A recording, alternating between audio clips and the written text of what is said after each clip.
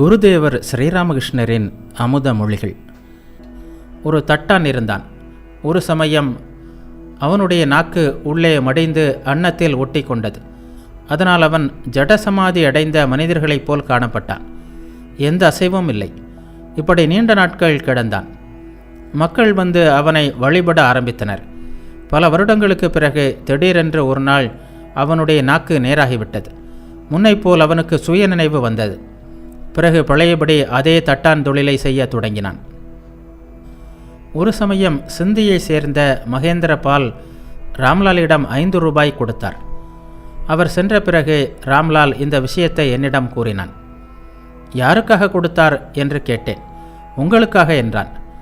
பால்காரனுக்கு பாக்கி உள்ளது, அதில் கொஞ்சம் திருத்திவிடலாம் என்று தோன்றியது. அம்மாடியோ, இரவு தூங்கிக் கொண்டிருந்தவன் சடாரென்று துள்ளி எழுந்தேன். நெஞ்சிற்குள் பூனை பிராண்டுவது போல் ஓர் உணர்ச்சி. உடனே ராம்லாலிடம் சென்று, ராம்லால், மகேந்திரர் யாருக்காக அந்த பணத்தை கொடுத்தார்? உன் சித்திக்காகவா என்று கேட்டேன். இல்லை, உங்களுக்குத்தான் என்றான். அப்படியானால் அந்த பணத்தை உடனே திருப்பி கொடுத்துவிட்டு வா, இல்லாவிட்டால் எனக்கு நிம்மதி இல்லை என்று கூறினேன். மறுநாள் விடியற்காலையில் சென்று ராம்லால் அந்த பணத்தை திருப்பி கொடுத்த பிறகுதான் எனக்கு நிம்மதி ஏற்பட்டது. ஒரு நாள் ஒரு பெரிய மனிதன் இங்கே வந்திருந்தான். அவன் என்னிடம் வந்து, நான் வழக்கில் வெற்றி பெற நீங்கள்தான் ஏதாவது செய்ய வேண்டும்.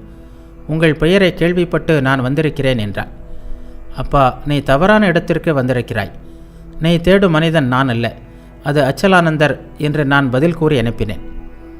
யாருக்கு இறைவனிடம் உண்மையான பக்தி இருக்கிறதோ அவன் உடல், பணம் முதலியவற்றை பொருட்படுத்த மாட்டான். உடல் இன்பத்திற்காக, பெயர் புகழுக்காக, பணத்திற்காக ஜபமும் தவமும் செய்வதா? இவையெல்லாம் நிலையற்றவை, சில நாட்கள் இருந்து மறையக்கூடியவை என்று நினைப்பானவன். நம்பிக்கை. கிருஷ்ணகிஷோரிடம்தான் என்ன ஒரு நம்பிக்கை. ஒருமுறை தேவநாமத்தை சொல்லிவிட்டேன், எனக்கு பாவமாவது, நான் களங்கமற்றவன் ஆகிவிட்டேன் என்பார் அவர்.